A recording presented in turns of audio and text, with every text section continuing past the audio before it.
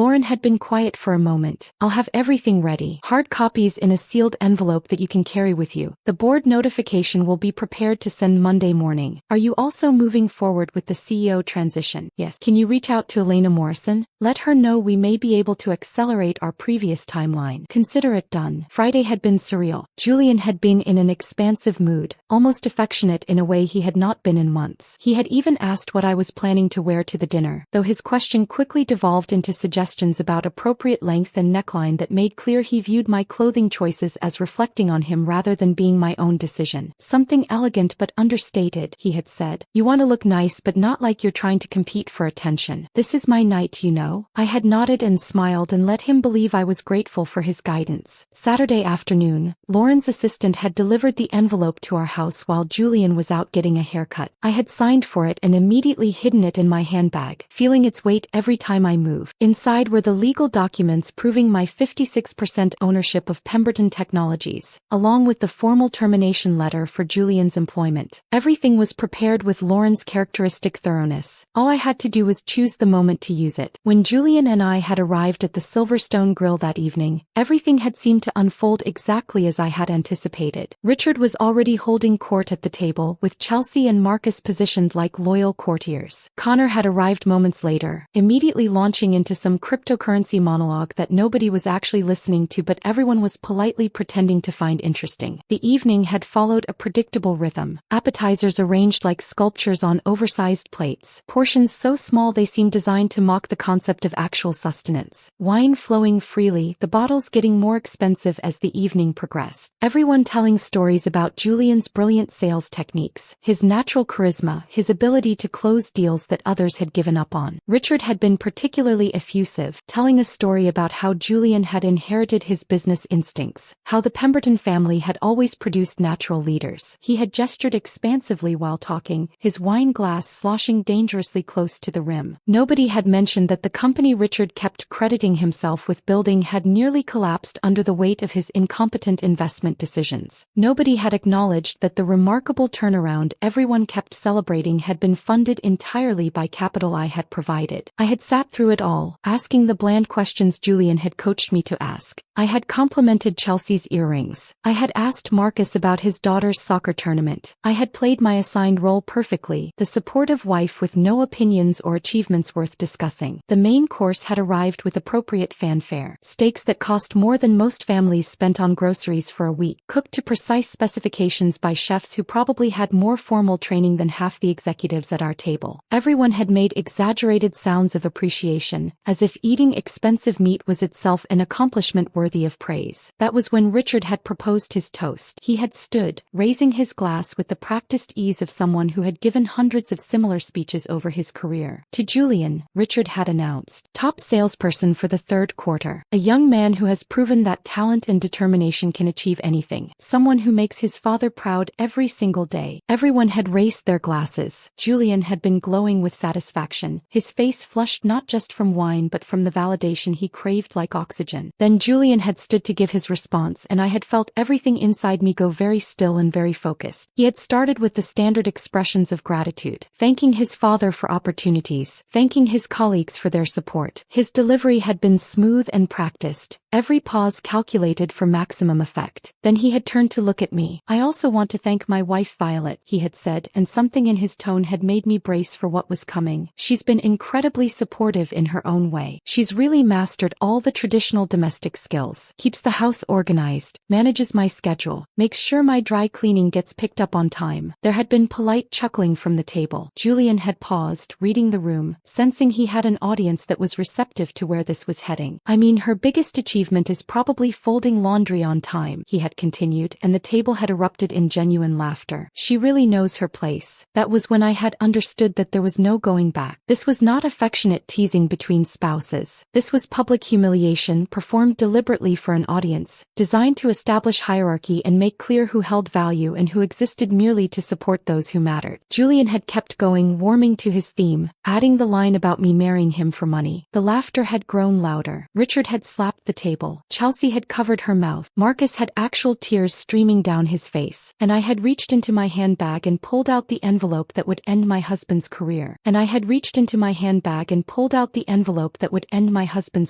The paper felt heavier than it should have, weighted with more than just the legal documents inside. I slid it across the white tablecloth, watching it move through the candlelight, leaving a trail through the evening that felt irreversible even before Julian touched it. "What's this?" he asked. His tone was still attempting lightness, still trying to maintain the casual confidence he had been projecting all evening. But I could see uncertainty creeping into his expression, the first shadow of recognition that something had shifted in a way he did not understand. "Open it," I said simply. His fingers fumbled with the envelope flap. The whole table had gone quiet now, everyone sensing that the dynamic had changed even if they could not yet articulate how. I watched Julian pull out the documents, watched his eyes begin scanning the first page. The law firm letterhead was visible even from where I sat. Lauren had chosen premium stock paper specifically because it conveyed seriousness, because it made clear that what followed was not casual correspondence but legal documentation prepared with careful attention. I could pinpoint the exact moment Julian understood what he was reading. His face drained of color so completely that for a second I thought he might actually faint. His hands holding the papers began trembling in a way that made the documents shake visibly. His mouth opened but no sound emerged, just a silent attempt at speech that failed to produce any words. I let the silence stretch, let everyone at the table lean forward, trying to understand what could possibly be written on those pages that would create such a dramatic reaction. Let the tension build until it felt almost unbearable. Then I spoke, pitching my voice to carry clearly across our table and to the neighboring diners who had stopped pretending not to listen. "I own 56% of Pemberton Technologies, which means I own this company, your father's company, and effective immediately, Julian Pemberton, you're fired." The silence that followed was unlike anything I had ever experienced. It felt physical, like the air itself had solidified. Every face at the table froze mid-expression. Richard's wine glass hung suspended halfway to his mouth. Chelsea's hand was still covering her lips from laughing at Julian's previous joke, but now her eyes were wide with shock. Marcus looked like someone had just explained that the fundamental laws of mathematics no longer applied. Connor's mouth hung open in an expression of such complete incomprehension that it would have been funny under different circumstances. But it was Julian's face that held my attention. I watched 18 months of casual dismissal collapse in real time. Every condescending comment, every joke at my expense, every moment he had treated me as decorative furniture incapable of meaningful achievement, all of it was being recontextualized in the space of seconds. I could see him trying to process the information, trying to reconcile the wife he thought he knew with the reality I had just revealed. Richard recovered first, his survival instincts kicking in faster than his son's. He lunged across the table and snatched the documents from Julian's unresisting hands, his movements sharp and desperate. He scanned through the pages rapidly, his face transitioning from confusion to recognition to horror as he saw Lauren's signature, her firm's letterhead, the detailed legal language that left no room for misinterpretation. "This is impossible," Richard said, but his voice lacked conviction. He kept flipping through pages as if hoping the text might change if he read it from a different angle. "Violet, this can't be legitimate. We had an agreement. You were supposed to be a passive investor. You said you weren't interested in operational decisions." "I said I wasn't interested in day-to-day management," I corrected, keeping my tone measured and calm. "I never surrendered decision-making authority over major corporate actions. You signed the shareholder agreement Lauren prepared. You had the opportunity to have your own attorneys review it before signing. You chose not to because you were too desperate to read the terms carefully. But you," Richard started, then seemed to lose track of whatever argument he was trying to construct. His face had gone from its normal ruddy color to something closer to gray. "You can't just fire my son. This is absurd. We'll contest this. We'll call an emergency board meeting." "The board serves at the pleasure of the majority shareholder," I replied. "That would be me. Your emergency meeting will last approximately as long as it takes the board members to recognize which way the wind is blowing and vote to support whatever restructuring I propose." Julian finally found his voice, though it came out cracked and uncertain. "But you told me you were doing consulting work. You said you had some advisory project. You never mentioned owning a company, let alone this company. You never asked, I said gently. The gentleness was deliberate, designed to emphasize the point rather than soften it. In 18 months of marriage, you never once inquired about what I did professionally. You never asked about my background or my career before we met. You never wondered where I came from or what I had accomplished. You simply assumed I had done nothing worth mentioning because that assumption was convenient for how you wanted to see yourself. I turned to Richard. Do you remember that Tuesday evening in your office? When you came to me sweating and terrified because your catastrophically bad investment decisions had pushed the company to the edge of bankruptcy. When you admitted you had gambled $17 million on trends you didn't understand. Metaverse real estate, NFT authentication systems, cryptocurrency backed by theoretical carbon credits that never actually existed. Richard's face had gone completely pale now. Several people at the table were looking at him with expressions that suggested this was news to them. Apparently Richard had not shared the full details of how close the company had come to collapse or what had actually saved it. I provided the capital that stabilized this company, I continued. Every promotion Julian has received over the past 18 months was built on that foundation. Every deal he closed used resources that would not have existed without my intervention. Every moment of pride in his achievements was constructed on money I earned and strategically invested while you both assumed I spent my days folding laundry and picking up dry cleaning. Julian was staring at me like he had never seen me before. In a way, I supposed he hadn't. He had spent 18 months looking at a projection of his own assumptions rather than actually seeing who I was. This is because of a joke? He asked, his voice barely above a whisper. You're destroying my career because I made a joke at dinner? This has nothing to do with tonight's joke, I said, though that was not entirely true. This is about the fact that nepotism and mediocrity are poor foundations for sustainable business growth. Your position at Pemberton Technologies exists because you're Richard's son, not because you're the best person for the role. That dynamic has created a culture where advancement depends on relationships rather than competence. That's going to change. Chelsea finally found her voice, though it came out higher and more strained than usual. You can't just walk into a celebration dinner and start firing people. There are processes. There are protocols. I'm the majority shareholder, I replied calmly. I have full authority to terminate employment at any level including executive leadership. Julian's position is eliminated effective immediately. Someone from Human Resources will contact him Monday morning regarding severance arrangements and benefits transition. I stood up, smoothing my dress and picking up my handbag. I looked around the table at these people who had spent 18 months treating me as invisible, as inconsequential, as someone whose primary value was keeping Julian's life organized. Thank you for dinner, everyone, I said. The steak really was exceptional. Truly excellent quality. I walked toward the restaurant exit, my heels clicking on the polished floor. Behind me I could hear the table erupting into chaos. Julian's voice saying something that sounded like my name. Richard shouting about lawyers and board meetings. Chelsea asking if someone should call corporate legal. Marcus making a sound that might have been laughter or might have been something closer to hysteria. The maitre d' appeared at my side with my coat as if he had been anticipating this exact moment. I thanked him and handed him a folded bill because none of what had just happened was his responsibility, and he had maintained professional composure throughout what was probably the most dramatic dinner service of his career. The night air outside hit my face like a physical sensation, cool and clean after the overheated atmosphere of the restaurant. I stood on the sidewalk for a moment, letting my eyes adjust to the darkness, feeling the weight of what I had just done settle over me like a blanket. Through the restaurant windows I could see our table. Everyone standing now, gesturing frantically. Julian had his phone out. Richard was still holding the legal documents, flipping through pages as if the text might have changed. Chelsea appeared to be crying. Marcus was talking rapidly to Connor, both of them looking shocked. My phone started buzzing in my handbag. I pulled it out and saw Julian's name on the screen. I declined the call. It rang again immediately. Richard this time. I declined that one too. I walked to my car and drove home through quiet streets, the townhouse lights visible from blocks away because I had forgotten to turn them off before we left. The space felt different as I walked inside,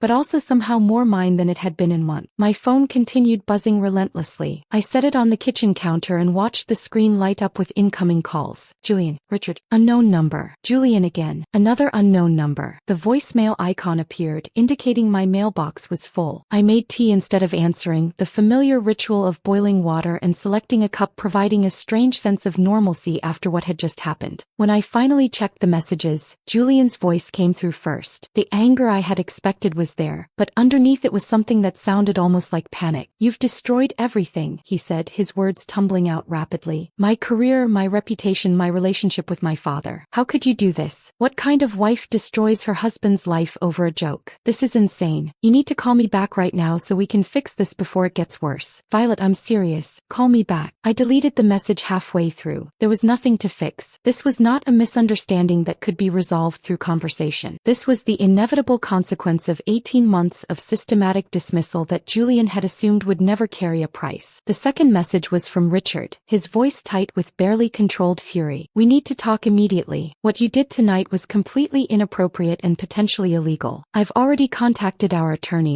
You may own shares in the company, but that doesn't give you the right to terminate my son's employment without proper process. Call me back tonight or my lawyers will be in touch Monday morning. I deleted that one too. Richard could contact as many lawyers as he wanted. Lauren had structured the acquisition with exactly this scenario in mind. Everything was documented, everything was legal, and everything would hold up to any scrutiny Richard's attorneys could provide. The remaining messages followed similar patterns. Chelsea asking if we could talk about what had happened and find some way to resolve the situation. Connor wondering nervously if the restructuring would affect other positions in the sales department. An unknown number that turned out to be a journalist from a business publication asking if I would be willing to comment on the ownership revelation. I turned my phone to silent and sat in the living room with my tea, letting the quiet settle around me. The townhouse felt different in ways I was still processing. Julian's presence had filled this space for so long that his absence created a kind of vacuum. But it was not an uncomfortable vacuum. It was more like the feeling after you remove a weight you have been carrying so long you had forgotten it was there. Sleep came surprisingly easily that night. I had expected to lie awake replaying the evening, questioning whether I had handled things correctly, worrying about what would come next. Instead, I fell into deep dreamless sleep and woke Sunday morning feeling more rested than I had in months. The photographers on the sidewalk outside were an unwelcome surprise. I saw them through the front window while making coffee, three men with professional cameras positioned across the street like they were staking out a crime scene. One of them noticed movement through the window and raised his camera. I stepped back quickly, closing the curtains. My phone showed 83 missed calls and hundreds of text messages. I scrolled through them while drinking my coffee, watching the story unfold in real time through the messages people were sending. Someone at the restaurant had apparently posted about what happened on social media. The story had been picked up by business blogs overnight. By morning, articles were appearing on legitimate news sites with headlines that made the situation sound more dramatic than it had felt while I was living through it. Silent majority shareholder revealed in dramatic dinner confrontation, read one headline. How one woman secretly owned her husband's company, proclaimed another. The articles contained varying levels of accuracy. Some had clearly been written by journalists who understood corporate structure and had done their research. Others were essentially gossip pieces speculating about my motivations and relationship with Julian. The comments sections were predictably divided. Some people praised what they saw as a brilliant long-term strategy, calling me a genius who had outmaneuvered everyone around me. Others suggested I was vindictive, that I had destroyed my husband's career over hurt feelings and a bad joke. Several commenters debated whether my actions constituted justified response to mistreatment or represented corporate overreach motivated by personal revenge. I read through dozens of comments before closing my laptop. Public opinion was irrelevant. What mattered was that the legal documentation was unassailable. Lauren had built an ownership structure that would withstand any challenge. The board would support whatever restructuring I proposed because they answered to the majority shareholder, and the majority shareholder was me. Lauren called around 10 in the morning. I assume you've seen the news coverage, she said without preamble. Hard to miss it when there are photographers camped outside my house. Yes, about that. I'd recommend not engaging with any media until we've had a chance to prepare an official statement. My office has been fielding calls since 6 this morning from journalists who want your comment on the situation. What are you telling them? That you're not available for comment at this time and that any questions about corporate structure should be directed to the company's board of directors. Standard deflection until we decide on a communication strategy. I could hear papers rustling on her end of the call. Lauren was always working, always 3 steps ahead of whatever situation she was managing. Richard's attorneys have been calling as well, she continued. They want to discuss the ownership structure and Julian's termination. I've told them I'm happy to provide copies of all relevant documentation but that there's nothing to negotiate. The shareholder agreement is clear and legally binding. What's their angle? They're fishing for anything they can use, suggesting the agreement was signed under duress, that Richard didn't have adequate legal representation when he signed, that the ownership structure might constitute fraud. None of it has any merit, but they're going to push because that's what lawyers do when their client is desperate. And the board meeting? I asked. Richard called an emergency session for this afternoon. I'll be representing your interests. The vote is essentially predetermined by ownership percentage. percentage, but we need to go through the formal process. I expect the board will vote to support your proposed restructuring, including Elena's appointment as CEO and Julian's termination. The meeting took place at 3 o'clock. I stayed home watching the photographers on my sidewalk through the gap in my curtains while Lauren attended the session at Pemberton Technologies headquarters. She called me at 3:12. "It's done," she said. The vote was 7-2 in favor of supporting the restructuring. Julian's termination is official. Elena starts Monday morning as the new CEO. Who voted against? Harold Matthews and David Chin, both longtime associates of Richard who were probably hoping their loyalty would be remembered when this settles. 2 others abstained rather than vote directly against Richard, which tells you everything about how seriously they take his leadership. I thanked Lauren and ended the call. Through my window I could see one of the photographers checking his phone, probably receiving a notification about the board vote. Within minutes, all 3 of them were making calls, likely to their editors or to other journalists who were covering the story. My phone rang. Julian again. I let it go to voicemail. It rang again. Richard this time. Voicemail. The doorbell rang, making me jump. I looked through the peephole and saw Chelsea standing on my front step, looking nervous and uncomfortable. She was wearing jeans and a sweater instead of her usual business attire, suggesting she had come here on her own rather than in any official capacity. I considered not answering, but curiosity won out over caution. I opened the door but did not invite her inside. "Violet," she said, her voice tentative, "I know you probably don't want to see anyone from the company right now, but I wanted to talk to you. Not as an HR representative, just as someone who has worked with you and Julian for the past year and a half." "What do you want, Chelsea?" She looked past me into the townhouse, then back at my face. "Can I come in? Just for a few minutes. I'm not here to change your mind or convince you to reverse any decisions. I just think there are some things you should know about what's happening at the company." I stepped aside and let her enter, leading her to the living room but remaining standing rather than sitting down. Chelsea perched on the edge of the couch, her hands clasped together in her lap. "Julian is a complete mess," she said. "He's been calling everyone from the dinner, trying to understand how this happened, asking if we knew anything about your ownership. Richard is threatening to sue, though his own attorneys are apparently telling him he doesn't have grounds. The entire executive team is in chaos because nobody knows what to expect when Elena starts tomorrow. That's why I hired Elena," I replied, "to bring order to chaos that Richard created through incompetence and nepotism." Chelsea nodded slowly. "I'm not defending what Julian said at dinner. That was cruel and inappropriate, but I think you should know that he genuinely had no idea about any of this. The ownership structure, the rescue capital, any of it. He thought you were just his wife who stayed home and managed the household." "I know he didn't know," I said. "That was the point." "I know he didn't know," I said. "That was the point." Chelsea looked at me for a long moment, her expression shifting from sympathy to something closer to understanding. "You were testing him. All of us, really. Waiting to see if anyone would look beyond the surface and actually see you as a person instead of just Julian's wife." "I wasn't testing anyone," I replied, though the truth was more complicated than that. "I was protecting an investment and waiting for the right moment to make necessary changes. What happened at the dinner simply accelerated a timeline I had already established." Chelsea nodded slowly, then stood to leave. "For what it's worth, I think a lot of people at the company are relieved. Richard's leadership style was problematic, and the nepotism was obvious to everyone even if nobody felt comfortable saying it out loud." After she left, I locked the door and returned to my laptop where I had been monitoring the company remotely through access Lauren had arranged. Monday morning was hours away, and Elena Morrison would be walking into Pemberton Technologies as the new CEO, carrying with her 20 years of experience turning around failing organizations. I had not met Elena in person until 3 months ago, though I had been studying her career for much longer. She had a reputation in the technology sector as someone who could identify systemic problems quickly and implement solutions without getting caught up in office politics or personal relationships. Her last position had been turning around a software company that had been hemorrhaging talent and revenue due to toxic leadership. Within 18 months she had completely restructured the organization, and the company had gone from considering bankruptcy to posting their most profitable quarter in a decade. When I had first approached her about the CEO position at Pemberton Technologies, she had been characteristically direct. "I don't do figurehead roles," she had told me over lunch at a restaurant far from any business districts where we might be recognized. "If I take this position, I need complete operational authority. I'll listen to board input and keep you informed as the majority shareholder, but I won't be micromanaged or second-guessed on strategic decisions." "That's exactly what I want," I had replied. "I have no interest in running the company day to day. I want someone who can fix what's broken and build something sustainable." Monday morning arrived with a sense of inevitability. I woke early and made coffee while watching the sun rise over the city. My phone showed new messages from Julian, but I did not read them. Whatever he wanted to say could wait, or more likely, did not need to be said at all. At 9 o'clock, I logged into the video conference system that would allow me to observe Elena's first meeting with the Pemberton Technologies staff. Lauren had arranged the access through the company's IT department, setting up a passive feed that would let me watch without being visible to anyone else. Elena walked into the main conference room exactly on time, dressed in a sharp navy suit that projected authority without ostentation. The room was packed with employees who had been told only that there would be an important announcement from new leadership. I could see the confusion on many faces, the whispered conversations as people tried to understand what was happening. Elena did not waste time with pleasantries or gentle introductions. She stood at the front of the room and waited for silence, her presence commanding attention without requiring her to ask for it. "My name is Elena Morrison, and as of this morning I'm the CEO of Pemberton Technologies," she began, her voice clear and measured. "I understand that the events of this past weekend have created uncertainty and confusion. Let me provide some clarity. The company has undergone a change in operational leadership. Richard Pemberton has stepped down from his position as CEO, and I have been appointed to lead the organization moving forward." I watched faces in the crowd react to this information. Some people looked relieved, others appeared worried. A few seemed genuinely shocked that Richard was actually gone. "Over the next several weeks, we will be conducting comprehensive performance reviews across all departments," Elena continued. "These reviews will focus on identifying inefficiencies, redundancies, and opportunities for improvement. Some positions will be restructured. Some roles will be eliminated. These changes are necessary to build a more sustainable and competitive organization." She paused, making eye contact with different sections of the room. "I want to be clear about something. Moving forward, advancement in this company will be based on measurable performance and demonstrated competence. Relationships and tenure will no longer be sufficient qualifications for promotion or position security. If you're good at your job and contribute to the organization's success, you will be recognized and rewarded. If you're coasting on connections or past reputation, you should start updating your resume." The room was completely silent. I watched people processing this information, understanding that the culture they had become accustomed to was about to change fundamentally. Elena spent the rest of the morning meeting with department heads individually. By noon, she had scheduled performance audits for every division. By end of business Monday, 3 senior executives had been called into closed-door meetings that resulted in generous severance packages and immediate departure from the building. I watched it all unfold from my home office, deliberately staying away from the physical building because I wanted Elena to establish her authority without any suggestion that I was directing her decisions. The company needed to see her as the CEO with full operational control, not as my representative implementing orders from an invisible owner. Tuesday brought more changes. Elena identified 2 vice presidents whose positions existed primarily to justify inflated titles for people Richard wanted to reward politically. Both were offered attractive severance terms and chose to leave rather than face the alternative of demotion to roles that matched their actual contribution levels. By Wednesday, the gossip networks that existed in every organization were buzzing with speculation about who would be next. I knew this from Lauren, who was receiving regular reports from contacts she maintained within the company. Some employees were panicking, worried that any connection to Richard or Julian would mark them for termination. Others were energized by the changes, seeing opportunity in the restructuring that would reward competence over connections. Thursday afternoon, my doorbell rang. I looked through the peephole and saw Julian standing on my front step looking exhausted and defeated. He was wearing jeans and an old college sweatshirt, clothes I had not seen him wear in years because they did not project the successful executive image he normally cultivated. I opened the door but did not step aside to let him enter. "I'm not here to argue," he said before I could speak. "I just need to understand something. Did you plan all of this from the beginning? Was our entire marriage just part of some long-term strategy to take over the company?" "No," I replied honestly. "When we got married, I thought we had a real partnership. The strategy came later, after I realized that you and your father would never see me as anything more than decorative furniture whose primary value was staying quiet and supportive." He flinched at that but did not argue. "I've been going through everything in my head. All the times I dismissed what you were doing, all the jokes I made at your expense. I thought I was being charming. I thought everyone understood it was just playful teasing between spouses." "It wasn't playful," I said. "It was systematic dismissal disguised as affection. And it wasn't just you. Your father set the tone and you followed it. Everyone at that company learned to treat me as invisible because that's what you and Richard modeled." Julian was quiet for a long moment. "The divorce papers arrived this morning. My attorney looked them over and said the settlement is extremely fair. More than fair, actually. He said you're being generous." "I'm being Impractical, I corrected. Drawn-out litigation would damage the company and waste resources. This way is cleaner for everyone. I don't deserve your generosity, he said quietly. Probably not, I agreed, but that's not really the point. I'm not interested in destroying you financially. I just needed you out of a position you weren't qualified for and out of a marriage that had become unbearable. He nodded and turned to leave, then stopped and looked back. For what it's worth, Elena is doing a good job. The company feels different already. More professional, less like a family business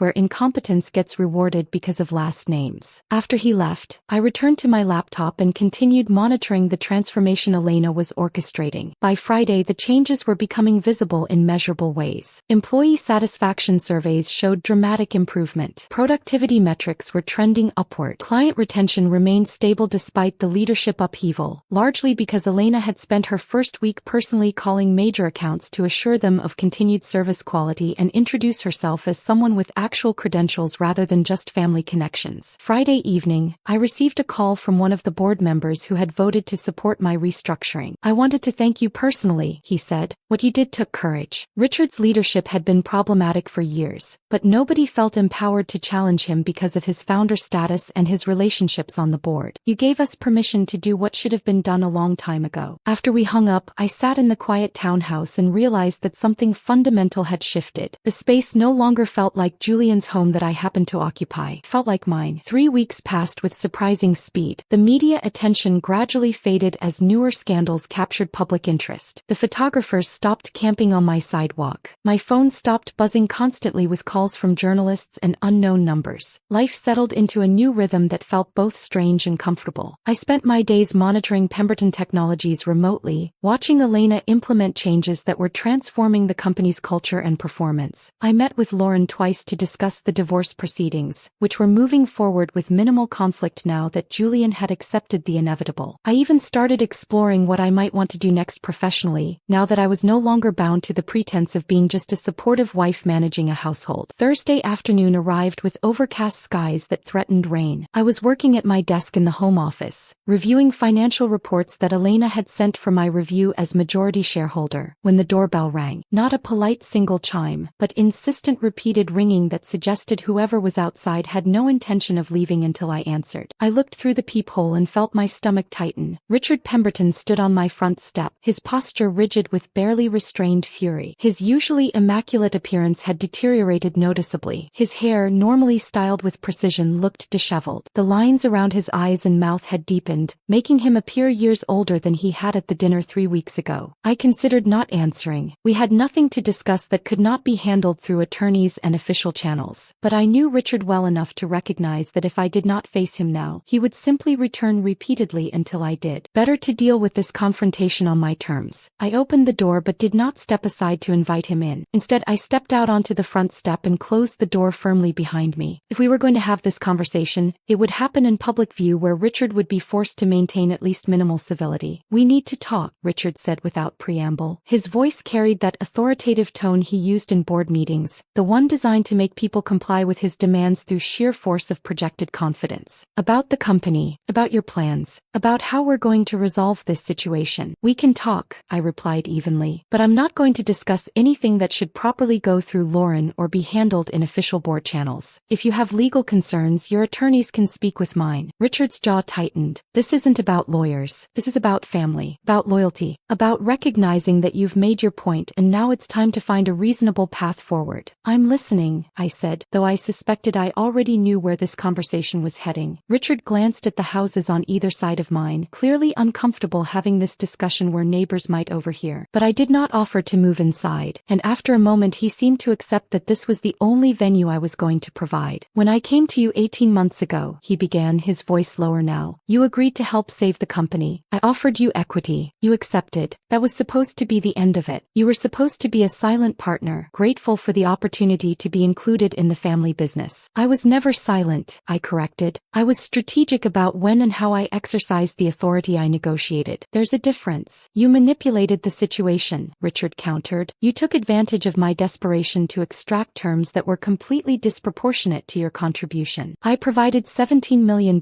when you had exhausted every other option, I replied calmly. I saved your company from bankruptcy. The terms were exactly proportionate to the value I provided and the risk I assumed. You signed the agreements after having the opportunity to have them reviewed by your own attorneys. The fact that you were too desperate or too arrogant to read them carefully is not my problem. Richard's face flushed with anger, but when he spoke again, his tone had shifted to something that sounded almost like confession. Julian didn't want me to bring you in, he said. Did you know that? When I told him I was going to approach you about investing, he argued against it. He said it was a mistake to involve you in the company's financial structure, that we should find institutional investors instead. This was information I had not known. I kept my expression neutral, waiting for him to continue. I overruled him because institutional investors would have demanded transparency and oversight that would have exposed how badly I had mismanaged the company's asset. I needed someone I could control, someone who would stay quiet and grateful. I thought that was you. Richard laughed bitterly. Julian was right to be concerned, not for the reasons he stated, but because he recognized something I missed. He knew you were more capable than I wanted to acknowledge. He saw the danger of giving you power, even if he couldn't articulate exactly why it was dangerous. I absorbed this information in silence. Julian had recognized my capabilities and argued against involving me in the company, not out of respect for those capabilities but out of fear that I might use them. Richard had dismissed Julian's concerns because he had been too desperate and too convinced of his own superiority to imagine that I might actually leverage the position he was offering me. That's an interesting bit of history, I said finally, but it doesn't change anything about the current situation. It should, Richard insisted. It explains why this whole thing happened. I made a mistake in judgment. I underestimated you, but that doesn't mean we can't find a way forward that works for everyone. He pulled a folded document from his jacket pocket and held it out to me. I did not take it. I'm offering to buy back 20% of your shares, he said, at a significant premium over what you paid. You'd make millions in profit and your ownership would be reduced to 36%. Combined with my 23%, that would give me back majority control. The company returns to family leadership, you walk away with substantial returns on your investment, and we all move forward without this awkwardness. I looked at the document in his hand without reaching for it. You're asking me to voluntarily surrender the authority I hold in exchange for money. I'm offering you a profitable exit from a situation that has become unnecessarily complicated, Richard corrected. You've made your point. Everyone understands now that you're not just Julian's decorative wife. You've proven you're capable and strategic. Now let's resolve this like reasonable businesspeople instead of letting personal feelings drive corporate decisions. No, I said simply. Richard stared at me like I had spoken in a language he did not understand. You're refusing without even looking at the terms? Do you understand how much money I'm offering you? I understand perfectly, and the answer is no. I'm not interested in selling any portion of my ownership stake, and I'm certainly not interested in giving you back majority control so you can return the company to the same dysfunctional culture that nearly destroyed it in the first place. His face darkened with anger that he was no longer trying to hide. You're being unreasonable. You're letting your emotions about Julian's behavior cloud your business judgment. This is exactly what I was afraid of when he suggested involving you. Women always let personal feelings interfere with rational decision-making. Something cold settled in my chest as I listened to him. This was how Richard actually saw me, saw all women perhaps. We were fundamentally incapable of rational thought, forever at the mercy of our emotions, unable to separate personal grievances from strategic planning. Do you actually believe, I asked quietly, that I made the decision to take control of Pemberton Technologies based on emotions rather than business logic? Of course that's what happened, Richard said as if it were obvious. You were publicly humiliated at the dinner. Julian made jokes at your expense in front of everyone. You reacted out of hurt pride and desire for revenge. That's understandable on a human level, but it's not a legitimate basis for corporate restructuring. I had been planning the restructuring for months, I said, keeping my voice level despite the anger building inside me. Elena Morrison and I began preliminary discussions about the CEO position in June. The divorce papers were drafted in August. The timeline for removing Julian from his position was established weeks before that dinner. The only thing that happened at the Silverstone Grill was that Julian's public humiliation gave me the perfect catalyst to accelerate plans that were already in motion. Richard shook his head dismissively. You're rewriting history to justify emotional decisions. I know you're angry about how Julian treated you. I know you felt dismissed and undervalued. But destroying his career and taking over the company isn't the answer. It's vindictive and short-sighted. I looked at Richard's face and saw something I had never fully recognized before. He genuinely could not comprehend a reality where I had been planning strategically for months while maintaining the appearance of passive contentment. His view of me as intellectually limited and emotionally driven was so fundamental to his worldview that he could not process evidence that directly contradicted it. He had never seen me as a complete human being. In his mind, I had always been a supporting character in the narrative of his and Julian's success, an NPC who existed to serve their needs without having complex motivations or independent capabilities. The idea that I might have been observing, analyzing, and planning while appearing to be exactly what they expected was simply beyond his capacity to imagine. This was not something that could be fixed through conversation or explanation. Richard's inability to see me clearly was not a misunderstanding that could be corrected with the right words. It was fundamental to how he understood the world and his place in it. "This conversation is over," I said, turning toward my door. "Violet, wait. No, we're done here. If you have legitimate business concerns, your attorneys can communicate with Lauren through proper channels. Do not come to my home again." I stepped inside and closed the door, watching through the peephole as Richard stood on my front step for a long moment before finally walking back to his car. After he left, I stood in the entryway feeling something settle inside me that I had not fully recognized was still unsettled. Richard's visit had provided an unexpected clarity. His complete inability to see me as anything other than an emotional, irrational woman making decisions based on hurt feelings had confirmed what I had suspected for months. There was no path to mutual understanding with people who had so fundamentally mischaracterized who I was. The only path forward was the one I had already chosen, building something new while they adjusted to the reality I had created. The weeks that followed Richard's confrontation brought a rhythm to my life that felt both unfamiliar and surprisingly comfortable. I stopped monitoring the company quite so obsessively, trusting Elena to handle the daily operations and strategic decisions that I had hired her to manage. I began exploring what I actually wanted to do with my time and energy now that I was no longer performing the role of supportive wife or secretly managing a corporate rescue. December arrived with early darkness and cold that made the city feel different, more intimate somehow. 3 months had passed since the dinner at the Silverstone Grill, and the transformation at Pemberton Technologies had exceeded even my optimistic projections. I attended the quarterly results presentation on a Thursday afternoon, sitting in the back of the renovated conference center that Elena had commissioned as part of the company's physical transformation. The space looked nothing like it had under Richard's leadership. Gone were the dark wood panels and the oversized portraits of Richard from various stages of his career. In their place was clean modern design with large windows that let in natural light and collaborative spaces that suggested a company focused on actual work rather than performing hierarchy. Elena stood at the front of the room presenting results to a crowd of employees who looked genuinely engaged rather than performing mandatory enthusiasm. I watched faces in the audience and saw people leaning forward, taking notes, asking substantive questions about the strategic vision she was outlining. This was what a functional organization looked like when competence was rewarded and political maneuvering no longer determined advancement. The numbers Elena presented were remarkable. Profits up 19% compared to the same quarter the previous year. Employee satisfaction surveys showing dramatic improvement across every measured category. Client retention not just stable but actually increasing despite the leadership upheaval that had initially worried me. She had accomplished in 3 months what Richard had failed to achieve in years, creating an environment where talented people wanted to work and where results mattered more than relationships. After the presentation ended, Elena caught my eye and gestured toward the hallway. I followed her to a quiet corner away from the dispersing crowd. "What did you think?" she asked. "I think you've exceeded every expectation I had when I hired you," I replied honestly. "The cultural transformation is visible in ways that go beyond the financial results." Elena smiled slightly. "It helps when you're empowered to actually make necessary changes instead of navigating around entrenched interests and family politics. Richard called me again yesterday, by the way, 6th time this month. He keeps suggesting that I should reconsider some of the personnel decisions, that perhaps we moved too quickly in restructuring certain departments." "What did you tell him?" "That I appreciate his historical perspective but that operational decisions are within my authority as CEO and I'm comfortable with the direction we've taken." She paused. "He's not going to stop trying to regain influence. You understand that, right? He views this as a temporary setback rather than a permanent shift in power structure." "I know," I said, "but his opinions stopped mattering the moment the board voted to support your appointment. He can send emails and make phone calls, but he can't change the fundamental reality that I control 56% of the company and you have my full support to run it as you see fit." Elena nodded, then shifted topics. "I wanted to ask you something. Would you be interested in having lunch sometime? Not about company business, just as two people who might actually enjoy talking to each other." The invitation surprised me. I had hired Elena for her professional capabilities, not expecting or seeking personal connection. But as I thought about it, I realized that the idea appealed to me in ways I had not anticipated. "I'd like that," I said. We met for lunch 2 weeks later at a small restaurant far from the business district where we were unlikely to be recognized or interrupted. Elena ordered wine and suggested we avoid talking about Pemberton Technologies entirely for at least the first hour. "Tell me about your previous company," she said after our drinks arrived. "Not the sale terms or the financial outcome. Tell me about what you actually built and why it mattered to you." I found myself talking about things I had not discussed with anyone in years. The early days of building the data analytics firm with my co-founder, the problems we had identified and the solutions we had developed, the satisfaction of creating something that actually worked and solved real challenges for clients. Elena listened with genuine interest, asking questions that demonstrated she understood both the technical and strategic aspects of what I was describing. Then she shared her own experiences navigating technology leadership as a woman, the countless times she had been underestimated or dismissed, the strategies she had developed for establishing authority in environments designed to exclude her. We discovered we had both learned similar lessons about power and visibility, about when to assert yourself and when to let others underestimate you until the moment you needed to act. "The thing I've learned," Elena said as we were finishing our meal, "is that invisibility can be a weapon if you wield it intentionally, but it can also become a prison if you forget that you chose it rather than having it imposed on you." Her words resonated in ways I was still processing days later. I had chosen strategic invisibility as a response to Julian and Richard's dismissal, but at some point the choice had started to feel like a constraint rather than a strategy. Now, with the freedom to be visible or invisible on my own terms, I was discovering that I preferred something in between, present and engaged but not performing or seeking validation from audiences that did not matter. The divorce was finalized the week before Thanksgiving. Julian signed the papers without contesting any terms, and his attorney sent a brief note through Lauren acknowledging that the settlement was fair and expressing Julian's desire to move forward without additional conflict. I heard through mutual acquaintances that he had found a position at a competing firm, performing adequately in a role that required actual competence rather than coasting on family connections and nepotism. I saw him once in early December at a coffee shop near the townhouse. He was sitting by the window with his laptop, dressed casually in jeans and a sweater, looking less polished than he had during our marriage but somehow more authentic. I could have left without him seeing me, but something made me approach his table. "Julian," I said quietly. He looked up, surprise crossing his face before settling into something more complicated. "Violet, hi. I just wanted to say that I hope you're doing well," I said. "I know the past few months have been difficult." He was quiet for a moment, then nodded. "I'm learning a lot about myself, about who I was and who I want to be. The humiliation of being fired by my wife in front of everyone I worked with was probably the most devastating thing that's ever happened to me, but it also forced me to recognize things I had been avoiding about how I treated you and how I understood my own success. I'm glad you're finding perspective," I said, meaning it honestly. "For what it's worth," Julian added, "I think you did the right thing, not just for yourself but for the company. Elena is doing a better job than my father ever did, and the culture is healthier without the nepotism and politics that defined everything when he was in charge." We talked for a few more minutes before I excused myself. As I walked back to my car, I realized that I no longer felt anger toward Julian. What I felt instead was a kind of detached recognition that he was a person who had made choices that hurt me, and I had made choices in response that changed both our lives irrevocably. Neither of us was the same person we had been at the beginning of our marriage, and perhaps that was the only resolution that mattered. Winter settled over the city with cold that made the air feel sharp and clean. I walked out of the Pemberton Technologies Conference Center after Elena's year-end strategic planning presentation and stood on the sidewalk watching my breath fog in the December afternoon. The company I had saved 18 months ago now functioned like an actual professional organization rather than a family business masquerading as a legitimate enterprise. Richard still owned his 23% and occasionally sent lengthy emails questioning various decisions Elena made, but the board had made clear that his input was noted and promptly disregarded. He was learning to be a minority shareholder with opinions rather than an unchallenged authority, and I suspected that lesson was more painful for him than any financial loss could have been. And I had returned to my preferred state of relative invisibility, though now it was a conscious choice rather than a defensive strategy. Most employees at Pemberton Technologies had no idea I was the majority shareholder. They knew Elena as their CEO and trusted her leadership, which was exactly what I had wanted. I had never needed visibility or recognition. What I had needed was agency and respect, the freedom to build something meaningful without being dismissed or diminished simply because I did not perform my capabilities in ways that demanded constant attention. Standing there in the winter afternoon, I thought about the woman woman I had been 18 months ago when Richard had come to me desperate and sweating, begging for capital to save his failing company. I had been invisible then too, but it had been an invisibility imposed by people who refused to see me clearly. Now the invisibility was mine to control, to deploy or abandon as circumstances required. I had spent 18 months being treated as furniture, being laughed at for being ordinary, being assumed to have achieved nothing more significant than keeping Julian's household organized. Now I was the architect who had quietly rebuilt what others had nearly destroyed, who had proven that the most dangerous underestimation is assuming that silence means weakness rather than strategy. And honestly, that felt extraordinary. If this story of calculated justice and silent power had you captivated from beginning to end, show your support by hitting that like button right now. My favorite part was when Violet calmly slid that envelope across the dinner table, watching 18 months of dismissal collapse in a single moment. What was your favorite moment? Share it in the comments below. Don't miss more powerful stories of resilience and revenge. Subscribe and hit that notification bell so you're notified the instant we upload.